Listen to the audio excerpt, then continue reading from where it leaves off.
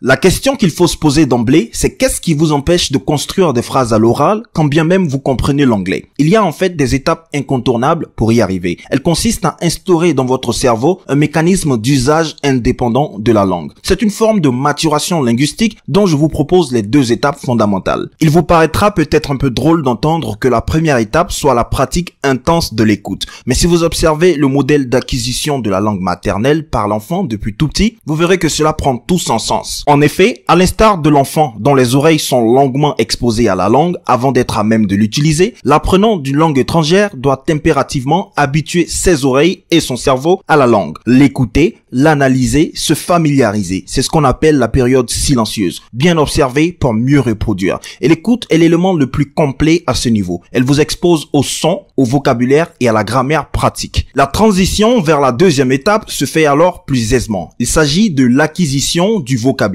Selon les indices, il faudrait avoir franchi le seuil des 1000 mots pour s'exprimer couramment en anglais. Cependant, il ne s'agit pas d'apprendre des mots par cœur et de les stocker dans une boutique fermée, mais plutôt d'avoir une boutique de mots ouverte. On parle de vocabulaire actif, mettre les mots en activité, contrairement au vocabulaire passif. Comment s'y prendre? Il faut tout simplement apprendre les mots contextuellement, les classifier par thématique et les mettre en pratique constamment. Il y a beaucoup de choses à dire à ce sujet, plusieurs astuces que je partage lors des cours en particulier. Vous convenez avec moi que cette aventure demande un certain nombre de sacrifices. Toutes les personnes qui y sont parvenues vous diront qu'elles ont dû sacrifier du temps et de l'énergie. Je termine ainsi avec la question suivante. Avez-vous l'impression d'avoir sacrifié du temps et de l'énergie pour améliorer votre niveau oral en anglais? Sinon, il est grand temps.